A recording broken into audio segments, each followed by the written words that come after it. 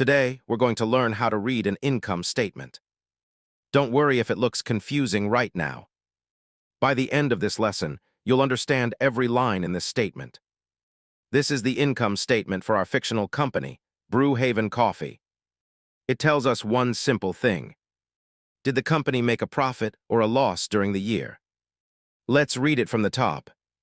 The first line is revenue. Revenue is the total money earned by selling products or services.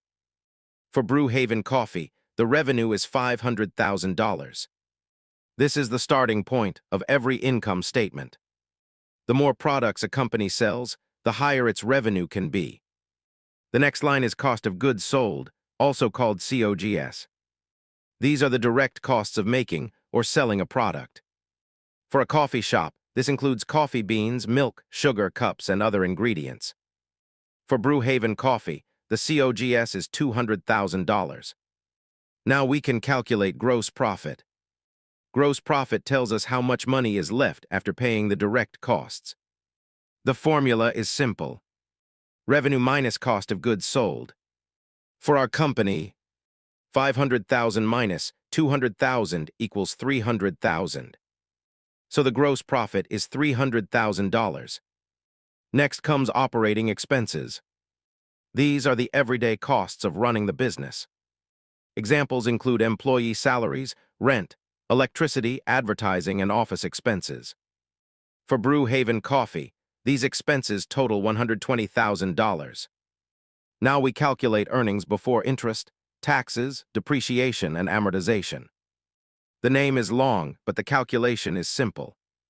Take the gross profit and subtract the operating expenses. 300,000 minus 120,000 equals 180,000.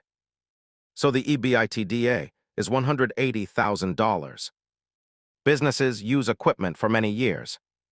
Instead of recording the full cost in 1 year, they spread it over its useful life. This yearly cost is called depreciation.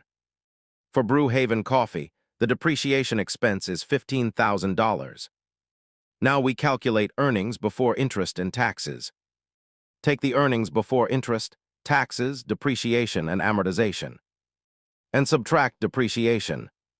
180,000 minus 15,000 equals 165,000. Some businesses borrow money from banks. The cost of borrowing money is called interest expense. For Brew Haven Coffee, the interest expense is $10,000. Now we calculate profit before tax. Take earning before interest and tax, and subtract interest. 165,000 minus 10,000 equals 155,000. Businesses usually pay tax on their profits. For Brew Haven Coffee, the tax is $31,000. Finally, we calculate profit after tax.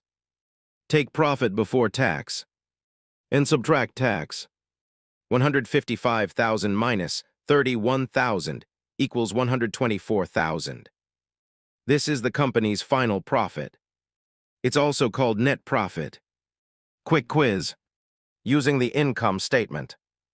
If revenue is $500,000 and COGS is $200,000, what is the gross profit? Can you answer this question? If you owned Brew Haven Coffee, what is one idea you would use to increase the company's profit? There are many possible answers. Share yours in the comments.